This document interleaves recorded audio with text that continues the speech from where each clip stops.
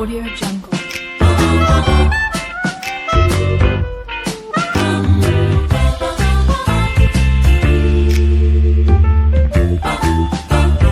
Audio Jungle. मी मनीषा मराठी रेसिपीमध्ये तुमचं खूप खूप स्वागत। आज मी साबुदाण्याची ड्रायफ्रूटची खीर बनवणार आहे। तर एक अगदी वेगळ्या पद्धतीने बनवणार आहे। तर बघा, खीर तुम्ही बघू शकता, अगदी पातळही नाही आणि घट्टही नाही, तर परफेक्ट अशी झालेली आहे। तर चला आपण रेसिपीला सुरुवात करूया। मी या ठिकाणी 1 वाटी साबुदाणा घेतलेला आहे आणि तो मीडियम आकाराचा साबुदाणा घेतलेला आहे। मी आता साबुदाणा दुसऱ्या भांड्यामध्ये टाकून 3 ते 4 वेळा स्वच्छ धुवून घेणार आहे। साबुदाणा हा फॅक्टरीत बनतो, त्यामुळे त्याला स्टार्च असतात, त्यामुळे चोळून मी 3 ते 4 वेळा स्वच्छ धुणार आहे।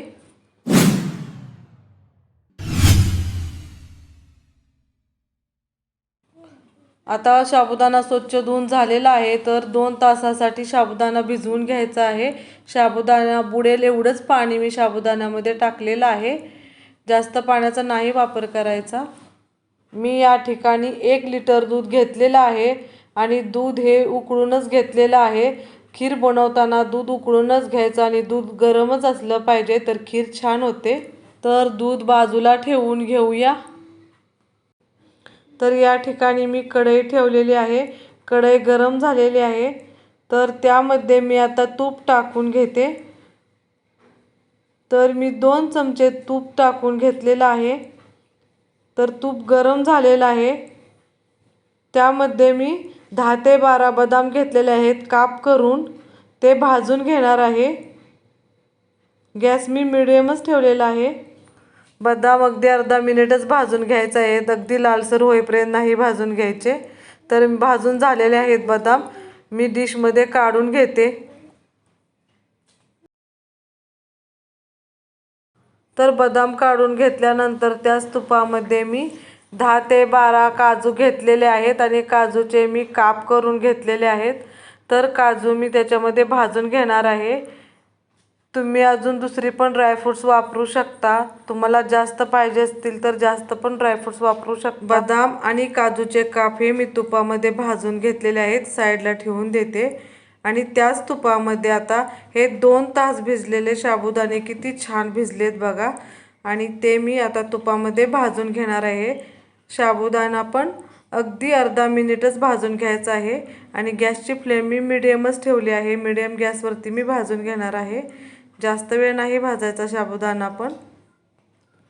साबुदाणा भाजून झालेला आहे, तर त्यामध्ये आता दूध टाकून घेते। दूध गरमच आहे, तर दूध मी टाकून घेते साबुदाण्यामध्ये आणि मिक्स करून घ्यायचं आहे। आता छान असं एकसारखं हलवत मिक्स करून घ्यायचं आहे आणि गॅसची फ्लेम मिडियम ठेवून साबुदाणा शिजेपर्यंत असंच हलवून घ्यायचं आहे, म्हणजे खीरीला घट्टपणा पण येतो साबुदाणा शिजल्यानंतर। आता दिसताना ही खीर पातळ दिसत असली तरी शिजल्यानंतर खीरीला घट्टपणा येतो। खीरीला असं खीर बनेपर्यंत एकसारखं हलवत राहायचं, म्हणजे दूध कढईला चिकटत नाही आणि साबुदाणा पण एकमेकाला चिकटत नाही, मोकळा मोकळा होतो आणि छान अशी खीर बनते। तर खीर बघा घट्ट झालेली आहे। तर त्यामध्ये मी आता 1 वाटी साखर घेतलेली आहे। मला मीडियम गोड हवे आहे, त्यामुळे मी 1 वाटी साखरेचा वापर करत आहे। तुम्हाला जास्त गोड पाहिजे असेल तर तुम्ही जास्त साखर वापरू शकता, कमी गोड पाहिजे असेल तर कमी साखर टाकू शकता। तर मी साखर टाकल्यानंतर 1 मिनिट शिजवून घेणार आहे। तर तुपामध्ये भाजलेले हे ड्रायफ्रूट्स काजू आणि बदाम मी त्यामध्ये टाकून घेते आणि मी आता मिक्स करून गॅस बंद करून घेणार आहे। तर तयार झालेली आहे ही खीर बघा, मस्त अशी झालेली आहे। एकदम घट्टही नाही, एकदम पातळही नाही, एकदम परफेक्ट अशी झालेली आहे। तुम्ही बघू शकता किती छान दिसत आहे।